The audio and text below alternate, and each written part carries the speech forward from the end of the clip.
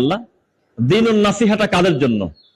আপনি কি বিশ্বাস করেন আমার থেকে অনেক বড় আলেম, এলেমে বড়, পড়াশোনায় বড়, বয়সে বড়, কিন্তু ওনার কাছে ওনার ভুল ধরাতে গেলে উনি মেনে নিতে পারতেছে না, উনি মানতেই পারতেছে না যে উনি আমাকে ভুল ধরে কেন। আপনি তাকে কি বললেন যে এই বিষয়টা আমি বুঝতেছি না, এটা কেমন হয়, এই কথাটা আপনি বলতে পারবেন না। মানে আপনার জবানে বন্ধ থাকা লাগবে।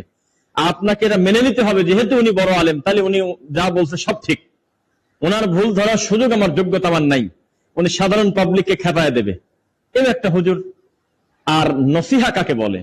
আমার একজন মুসল্লি আমাকে বলবে যে আপনার সালাতে দাঁড়ানোর সময় আমরা খেয়াল করেছি আপনি ইমাম মুসল্লির দিকে তাকান নাই, এটা একটু স্মরণ রাখবেন। তা আমি তখন খুশি হয়ে বলবো যে আপনার মাধ্যমে আমার ভুলটা সংশোধন হলো। ইমাম হিসেবে আমার উচিত আমার ইকামতের সময় থেকে শুরু করে সালাতে দাঁড়ানোর আগ পর্যন্ত, তাকবীরে তাহরিমার আগ পর্যন্ত আমার মুখটা পুরো শরীর মুসল্লির দিকে ঘোরায় তাদেরকে বলা, কাতার সোজা করেন, পায়ে পা, কাঁধে কাঁধ মিলিয়ে দাঁড়ান, এই কথাগুলো বলার পরে তারপরে আমার ঘোরা উচিত। আমি সংশোধন হয়ে নিলাম।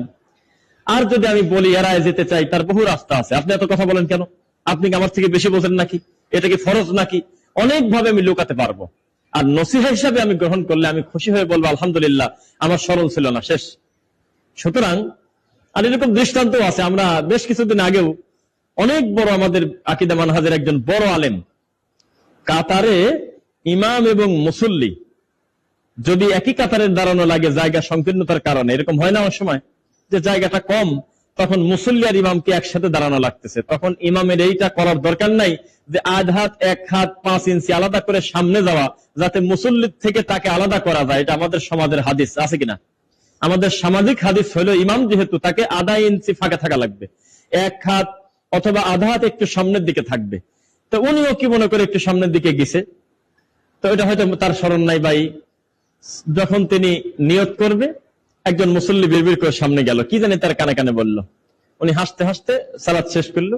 পরবর্তীতে সেই ব্যক্তি বলল যে আমি কেন দিন গ্রহণ করব না, কেন আমি আহলে হাদিস হলাম, কেন আমি সালাফি হলাম? একটা মাত্র কারণে, কারণ এরা এত বড় আলেম হওয়ার পরেও এদের ভুল ধরলে এরা গালাগালি করে না, কারোর প্রতি রাগ করে না, কখনো তাকে কাফের, ইহুদি, খ্রিস্টান বলে গালিগালাজ করে না, সঙ্গে সঙ্গে হাসতে হাসতে বলে যে হ্যাঁ এটা তো হওয়ার কথা ছিল না, আসলে হয়ে গেছে, আমি মেনে নিলাম।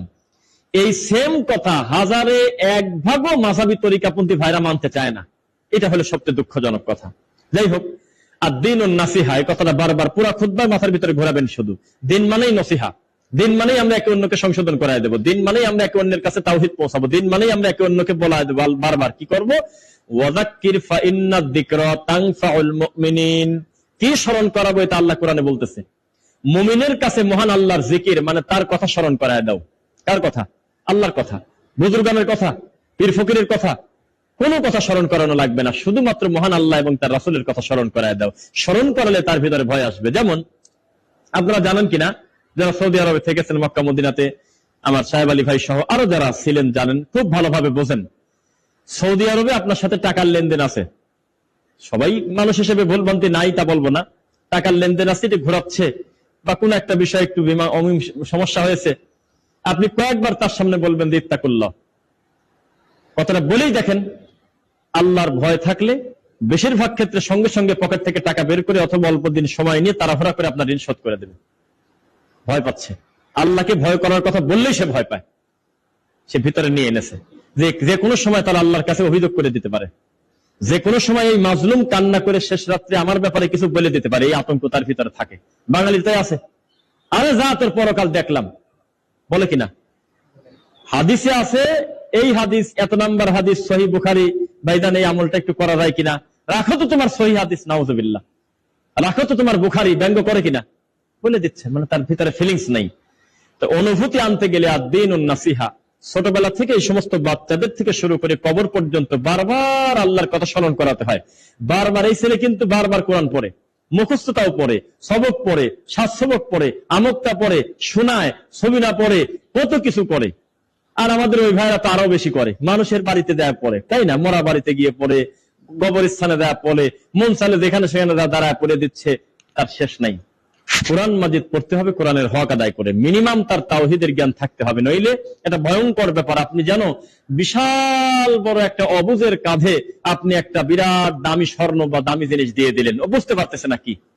সুতরাং আল্লাহর কাছে সবচেয়ে দামি জিনিসের নাম হলো হেদায়েত, তাওহীদ। আশহাদু আল্লা ইলাহা ইল্লা